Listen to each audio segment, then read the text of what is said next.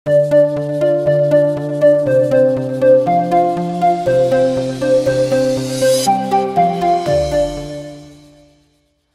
দর্শক, আসসালামু আলাইকুম রহমতুল্লাহি অবরাকাতু। ওমন রমজানেরই রোজার শেষে এলো খুশির ঈদ। দর্শক, কাছে দূরে দেশে প্রবাসে এই মুহূর্তে যে যেখান থেকে দেখছেন এখন টিভি, আপনাদের প্রত্যেককেই স্বাগত জানাচ্ছি। আমি খালিদ সাইফুল্লাহ বকশী। শুরু করছি আপনাদের জন্যে মাসব্যাপী বিশেষ আয়োজন ভাইয়া হোটেলস নিবেদিত সংযমের অর্থনীতি। এই আয়োজনের পাওয়ার্ড বাই স্পন্সর শাহজাদি 2-in-1 মেহেদি, সহ পৃষ্ঠপোষক মুনতাহা স্টিল। মাস জুড়ে নানা বিষয় নিয়ে আপনাদের সঙ্গে আমরা শেয়ার করবার চেষ্টা করেছি।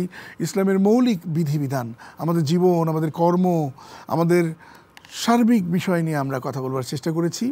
রাত পোহালেই কাল ঈদ। এই ঈদ নিয়েও কিন্তু আমাদের জানার, বোঝার, শেখার অনেক কিছু রয়েছে দর্শক।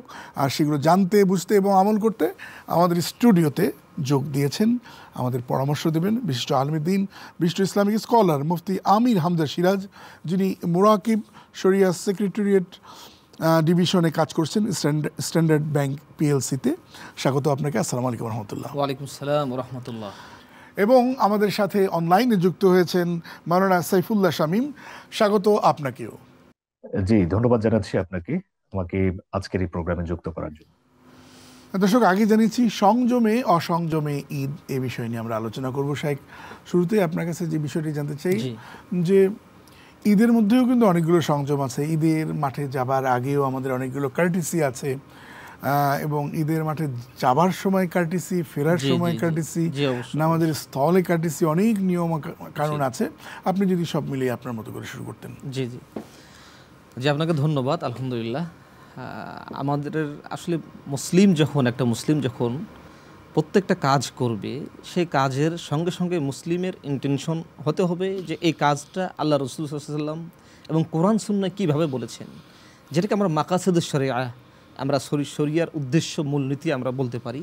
প্রত্যেকটা কাজ মুসলিম এভাবে করবে। তেমনিভাবে ঈদেই মুসলিমরা সংযমী হবে এবং কোরআন সুন্নাহ মোতাবেক তারা আমল করবে। এটাই আমাদের চাওয়া, এটাই আমাদের পাওয়া। আর সেজন্যই কিন্তু আমরা এইসব সুন্দর সুন্দর অনুষ্ঠানগুলো আপনার মাধ্যমে আমরা পুরো রমজান মাসব্যাপী করে আসতেছি আলহামদুলিল্লাহ। তো এখন আল্লাহ সুবহানাহু ওয়া তাআলা এই মুমিনদের জন্য দুইটি ঈদ, খুশির ঈদ দিয়ে রেখেছেন। একটা হলো ঈদুল আযহা, একটা ঈদুল ফিতর। তো আমরা ঈদুল ফিতরে অবস্থান করছি। আগামী ফিতর কেন বলা হলো? এটার নামটা ফিতর কেন? ফিতর অর্থ হচ্ছে যে, এর অর্থ হলো, ফিতরি অর্থ ভাঙ্গা। যেহেতু আমরা রমাদানের মাসে রোজা রেখে, তারপরে সারাটা মাস রোজা রাখার পরে আমরা এই একটা ঈদ করব, এই সংযমের মাস থেকে, রোজা থেকে ফিরে একটা রোজাকে ভাঙছি, রোজার মাধ্যমে শেষ করছি। এই জন্য এটাকে ফিতর, ঈদুল ফিতর। সাদাকাতুল ফিতর বা যাকাতুল ফিতর বা যে আমরা ফিতরা দিই, এর সঙ্গে ঈদুল ফিতরের কোনো সংযোগ আছে কিনা? হ্যাঁ, সাদাকাতুল ফিতর এবং ঈদুল ফিতর যে আমরা পালন করি, এর সাথে সংযমের অবশ্যই কিছু বিষয় সংযুক্ত আছে। যেরকম সাদাকাতুল ফিতরে আমরা যে ফিতরে আদায় করে থাকি, এগুলো দিয়ে থাকি, তো এর সাথে সংযমের বিষয় অনেক সময় কি করি, আমরা এই ফিতরে আদায় করতে গিয়ে আমরা বেশি বাড়াবাড়ি করে ফেলি। আমরা বেশি এমনভাবে করি যে মানুষকে ফিতরে আদায় করব, কিন্তু ফিতরে আদায় করতে গিয়ে ধমক দিয়ে ফেলি। যেরকম এলাকায় কিছু বাচ্চারা আসে সকালে ফিতরা গ্রহণ করার জন্য, গরিব যারা মিসকিন আছে তারা আসে, কিন্তু তাদের সামনে আমরা দুর্ব্যবহার করে ফেলি। তো এটাও একটা সংযম। আমাদের ইবাদত যখন আমরা পালন করব, এই পালন করার সঙ্গে সঙ্গে আমাদের সংযম হয়। আমরা একটু সাইফুল্লাহর কাছে আসি। সাইফুল্লাহ, ঈদগাহে যাবার আগেই ফিতরা আদায় করতে হয়। আমি পরিমাণ নিয়ে আপনার কাছে বলবো না, আমি আপনাকে যেটি আপনার কাছে জানতে চাই সেটি হচ্ছে, ফিতরাটা দিলে কি সওয়াব হয়, না দিলে কি কোনো অপরাধ আছে কিনা, এটি জানতে চাই। এবং কারা ফিতরা দেবে, কাকে ফিতরা দেবে? দেখুন, সাদাকাতুল ফিতর এটা ঈদুল ফিতরের একটি গুরুত্বপূর্ণ বিষয়। এটা অবশ্যই একটা পালনীয় বিধান আর কি, যে আপনি সাদাকাতুল ফিতর না দিলে আপনার যে রোজা, এটা পরিপূর্ণ হবে না। তো আপনি যে রোজা যখন শেষ করলেন, রমজানের রোজা শেষ করার বা একটা পর্যায়ে শেষ করার যে বিধানটা, এটা সাদাকাতুল ফিতরের মাধ্যমেই বা এই দানের মাধ্যমেই কিন্তু আপনাকে শেষ করতে হয়। তো এটা মূলত যারা সামর্থ্যবান ব্যক্তি রয়েছেন, যাদের ফিতরা আদায়ের যে সামর্থ্য রয়েছে, তাদের জন্য এই ফিতরাটা অবশ্যই আদায় করতে হবে। এবং আমরা দেখি যে ঈদের পূর্ব মুহূর্তে, যে ঈদ মানে হচ্ছে একটা খুশি, তো এই খুশিটাকে আমাদের সমাজে যারা অবহেলিত মানুষ, যারা অভাবগ্রস্ত, অসচ্ছল, তারা কিভাবে এই খুশিটা আদায় করবে, তাদের একটা চিন্তার বিষয় থেকে যায়। তো তাদের সাথে এই ঈদের খুশিটাকে ভাগাভাগি করে নেওয়ার জন্যই মূলত সাদাকাতুল ফিতর বা এই ফিতরার মাধ্যমে আপনি যেমন নিজে ঈদকে পরিপূর্ণ করলেন, রমজানের রোজাগুলিকে পরিপূর্ণ করলেন, তেমনি ভাবে যারা আহ অবহেলিত অসচ্ছল মানুষ, তাদেরকেও আপনি আপনার এই খুশির সাথে সাথে একটা একত্রিত করলেন, শরিক করলেন আর কি। মূলত এই জন্যই সাদাকাতুলের ফিতরের গুরুত্বটা অনেক বেশি, এবং এটা অনেক অবশ্যই ধন্যবাদ পালনীয় আপনার কাজ কাছে, আমাদের। আবারও আসবো। দর্শক, সময় হচ্ছে একটা বিরতি নিবার, আশা করছি আমাদের সাথেই থাকবেন।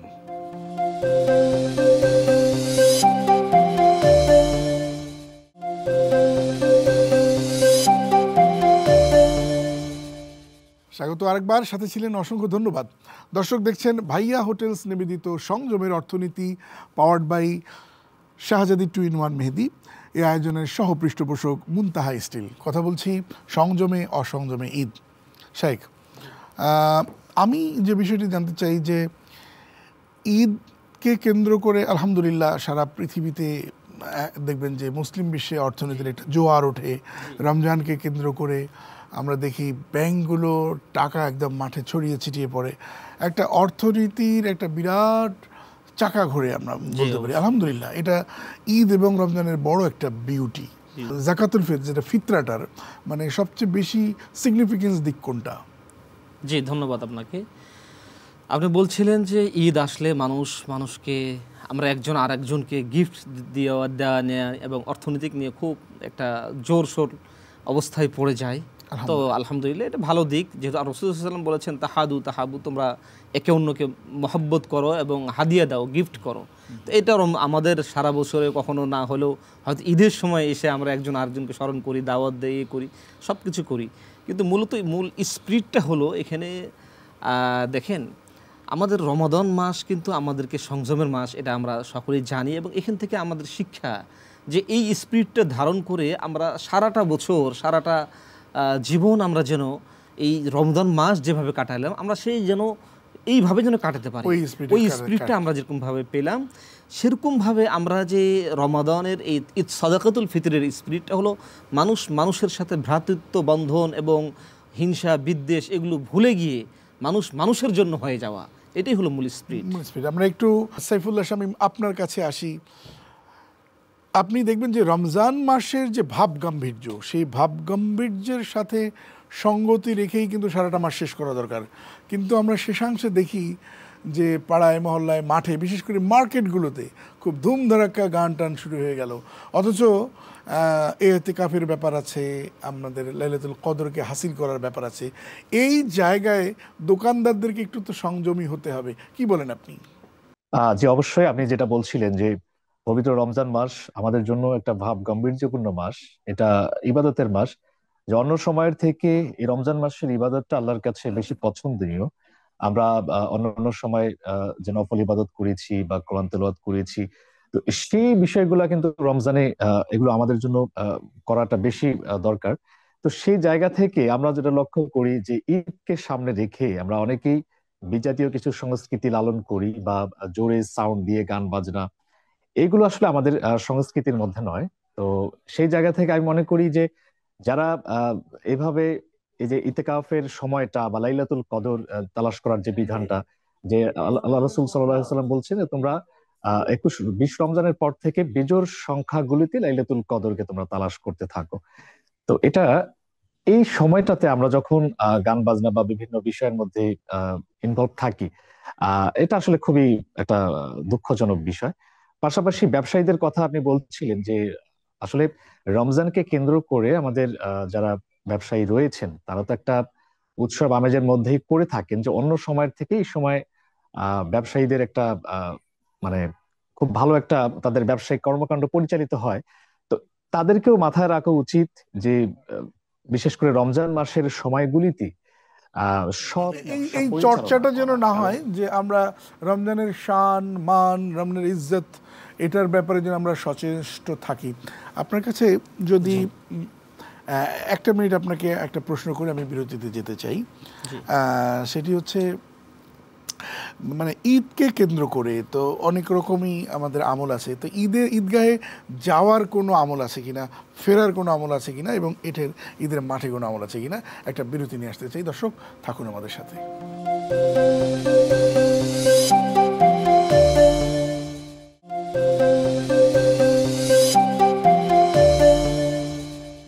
স্বাগত আরও একবার, সাথে থাকবার জন্য অসংখ্য ধন্যবাদ।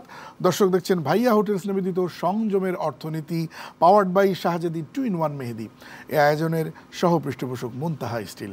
কথা বলছি সংযমে অসংযমে ঈদের মাঠে যাওয়া ফেরার ব্যাপারে আমলগুলো যদি বলতেন। জি জি, হ্যাঁ আলহামদুলিল্লাহ, আপনার এই কথার সাথে আমি একটু বাড়াই বলি যে আমাদের এই ঈদের রাত যখন আসে তখন কিন্তু মানুষ বেপরোয়া হয়ে যায়, ইবাদত বন্দেগী থেকে বেপরোয়া হয়ে যায়। অথচ আল্লাহ রাসূল সাল্লাল্লাহু আলাইহি ওয়াসাল্লাম বলেছেন যে ঈদের রাত হলো ইবাদত, দোয়া কবুলের বিশেষ করে। কারণ কি, আপনি লাতাইফুল মাআরিফের মধ্যে আব্দুর রাজ্জাক সাম্বলি রহমতুল্লাহ আলাইহির একটা কিতাব আছে, সেখানে লিখছে 5টা রাতে আল্লাহ সুবহানাহু ওয়া তাআলা ইবাদত বন্দেগী কবুল করে থাকেন।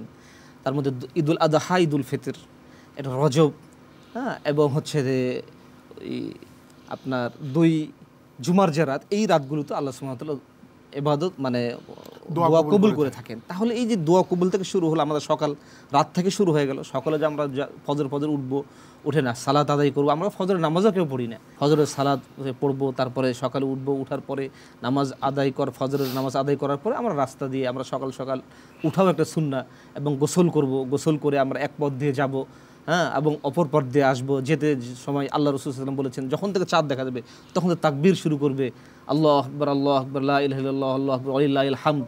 এইভাবে তাকবীর পড়তে আমরা যাব, উচ্চ স্বরে তাকবীর পড়বো, এক পথ দিয়ে যাবো, এক পথ দিয়ে আসবো। এই সুন্নাহগুলো এক পথ দিয়ে যে যাই আর এক পথ দিয়ে আসি, এটার কারণটা কি আসলে? আচ্ছা, এটার কারণ আমার কাছে যেটা মনে হয়, এটা ইসলামের একটা স্পিরিট বলেছেন, এবং কারণটা হচ্ছে এক পথ দিয়ে গেলাম, এক পথ সাক্ষী থাকলো, আর এক পথ দিয়ে আসবো, তো ওই পথটাও আল্লাহর কাছে। আমি আরেকটা জিনিস খুঁজে পেয়েছি, জি বলেন, যে দর্শক আপনাদের শুনে ভালো লাগবে, যে ঈদ এমন একটা জিনিস যে খুশি আমি একাই এনজয় করব না, খুশি ভাগাভাগি করে দেব। ইসলাম সাম্যের ধর্ম, ইসলাম সহমর্মিতের ধর্ম, ইসলাম উৎসর্গের ধর্ম। তো এক পথ দিয়ে যখন যাব আমি অনেকের সাথে দেখা হবে, আবার আরেক পথ দিয়ে আসলে আমি আরো বেশি লোকের সঙ্গে দেখা হবে। যত লোকের সঙ্গে দেখা হবে আমি আমার ঈদের উষ্ণতা, আমি আমার ঈদের অভিনন্দন আমি একে অপরের সঙ্গে শেয়ার করতে পারবো। হ্যাঁ, অবশ্যই শুকরান, এটা হতে পারে, আলহামদুলিল্লাহ। আচ্ছা, আরেকটা বিষয় যে রাসূল সাল্লাল্লাহু আলাইহি ওয়াসাল্লামের যুগে কিন্তু আমরা দেখতাম ঈদগাহে নারীরাও যেতেন। বাংলাদেশে মসজিদ বা ঈদগাহে নারীদের যাওয়ার প্রবণতা খুবই কম। নারীরা মার্কেটে তো যাচ্ছেন, সব জায়গায় যাচ্ছেন, ঈদের মাঠে যাবার ব্যাপারে ওলামা হযরতরা কিন্তু খুব বেশি তাকিদ করছেন না। আসলে মূলত এটার যে মাসআলাটা আমি আপনাকে বলি, এটা যেরকম মসজিদে মহিলারা নামাজের ক্ষেত্রে যে মাসআলাটা, ঈদের নামাজের ক্ষেত্রে একই মাসআলা। কিন্তু আমার প্রশ্ন হলো এই জায়গাটাই, যে যদি আপনি পর্দার সাথে আপনি আলাদা করে আপনি মসজিদে যেখানে গেলে, যেখানে আমরা মসজিদে নববীতে আমরা মহিলারা নামাজ পড়তেছে, আমরা সব যাচ্ছি সেখানে করতেছে একসাথে, এরকম যদি কোনো এনভায়রনমেন্ট হয়ে থাকে যেখানে আমাদের গেলে মা বোনদের কেউ মানে যৌন হয়রানি বলেন, এবং মা বোনদের দিকে খারাপ কুদৃষ্টিতে বলেন, এবং মা বোনরা পর্দার সাথে যদি যেতে পারে, আপনি পরিবেশের কথা বলছেন। মসজিদে পরিবেশ অ্যাকচুয়ালি যে জিনিসটা দরকার, যে প্রত্যেকটা মসজিদে নারীদের জন্য পৃথক ব্যবস্থা থাকতেই হবে। এখন এই জায়গাটিতে নারীদের যত চাওয়া, সেই চাওয়াটাকে বাড়াতে হবে, এবং মসজিদ কমিটিকেও কিন্তু এই ব্যাপারে সোচ্চার থাকতে হবে। এই পর্যায়ে আমরা একটু সাইফুল্লাহ শামীম আপনার কাছে আসতে চাই। মার্কেটগুলোতে সব ধরনের অ্যারেঞ্জমেন্ট আছে, বাচ্চারা খেলবে সে অ্যারেঞ্জমেন্ট আছে, মার্কেটগুলোতে আপনি দেখবেন যে খাবার দাবারের ব্যবস্থা আছে, সব কিছু আছে, কিন্তু অনেক মার্কেটে নামাজের ব্যবস্থা নেই। বিশেষ করে নারীদের নামাজের ব্যবস্থাপনা না থাকবার কারণে নারীদের নামাজগুলো নষ্ট হয়ে যাচ্ছে। কি পরামর্শ দেবেন আপনি? দেখুন, আমাদের দেশে আপনি যে প্রথম যে বিষয়টা বললেন যে নামাজের ব্যবস্থা মার্কেটে, আমাদের দেশে অনেক প্রতিষ্ঠান আছে এখনো, যে প্রতিষ্ঠানগুলোতেও কিন্তু নামাজের ব্যবস্থা নেই, সেখানে মার্কেট তো অনেক পরের একটা বিষয়। তবে আলহামদুলিল্লাহ এখন কিছু কিছু জায়গায় কিছু কিছু প্রতিষ্ঠান কিংবা মার্কেটে নামাজের ব্যবস্থাটা রয়েছে। তবে নামাজের ব্যবস্থাটা থাকলেও মহিলাদের নামাজের যে ব্যাপারটা বা নারীদের নামাজের ব্যবস্থা কিন্তু নেই। এটা শুধু মার্কেটের কথা নয়, আপনি বর্তমান মসজিদগুলোতেও কিন্তু পাবেন না। তবে আমরা রিসেন্ট কিছু কিছু মসজিদে, লাইক মডেল মসজিদ সহ কয়েকটি বড় বড় মসজিদে আমরা দেখেছি যে সেখানে নারীদের নামাজের ব্যবস্থা করা হয়েছে। তো এটা বিভিন্ন কারণে বা বিভিন্ন ইস্যুতে এই জিনিসটা কিন্তু আমার মনে হয় হচ্ছে না। তার মধ্যে আমরা আসলে নারীদেরকে কি ইসলাম থেকে, তাদেরকে কি মানে ইসলাম থেকে একটু দূরে রাখার চেষ্টা করছি, নাকি আসলে আমরা শুধুমাত্র পুরুষতান্ত্রিক সমাজেই বসবাস করার কারণে শুধুমাত্র পুরুষদের ইবাদতকেই গুরুত্ব দিচ্ছি? এটা একটা আমার প্রশ্ন থেকে যায় আসলে। বর্তমান যারা ইসলাম নিয়ে বা ইসলামিক যারা স্কলার রয়েছেন তাদেরকেও আমি এটা বলবো, বা যারা দায়িত্বে রয়েছেন। তো এখান থেকে আমি যেটা আমার ব্যক্তিগত জায়গা থেকে যেটা মনে করি যে এখন যেহেতু নারীদেরও ইবাদত বন্দেগীর দিকে তাদেরও একটা মানে অংশগ্রহণ রয়েছে, পার্টিসিপেশন রয়েছে। তো সেই জায়গায় মসজিদগুলিতেও যতটুকু সম্ভব কর্তৃপক্ষ যেন এই ব্যবস্থাটা করে। নামাজ অনেক আদায় করার ধন্যবাদ জন্য। সাইফুল শামীম আপনাকে। শাইখ, শেষ প্রশ্নটা আপনাকে করব যে ঈদের দিনের একটা আমল যদি আপনি বার্তা দিতেন আমাদের সম্মানিত দর্শককে। ঈদের দিনে আমরা যে আমলটা করতে পারি সেটা হলো ঈদের দিনে বেশি বেশি আমরা সাদাকা করব এবং সালাত ইস্তিগফার আদায় করব।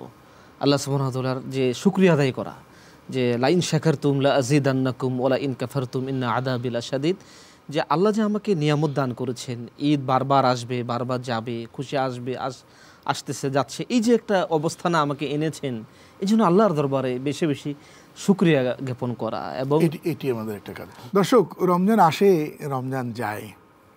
আমার জীবন যদি না বদলায় তাহলে রমজান এলো আর রমজান গেল, আমার তাকদীরের কি হলো, আমার আগামীর কি হলো, আমার জান্নাতের কি হলো, প্রশ্ন কিন্তু থেকেই যায়। রাত পোহালে কাল ঈদ, ঈদের পরে যেন আমাদের জীবন এমন না হয় যে এক মাস আগে যেই অবস্থা ছিল সেই অবস্থা যেন না হয়। অর্থাৎ রমজানে নামাজ ধরেছিলাম, সিয়াম সাধনার মাধ্যমে অনেকগুলো আমলের প্র্যাকটিস করেছি, সেই আমলের ধারাবাহিকতাই যেন আমরা থাকি। আল্লাহ তাআলা তৌফিক দান করুন, আমিন। দেখছেন ভাইয়া হোটেলস নিবেদিত সংযমের অর্থনীতি। এই আয়োজনের পাওয়ার্ড বাই স্পন্সর শাহজাদি 2-in-1 মেহেদি সহ পৃষ্ঠপোষক মুনতাহা স্টিল। আল্লাহ তাআলা আমাদের সকলকে ভালো রাখুন, সুস্থ রাখুন, আমিন। আসসালামু আলাইকুম ওয়া রাহমাতুল্লাহি ওয়া বারাকাতুহু। ঈদ মোবারক।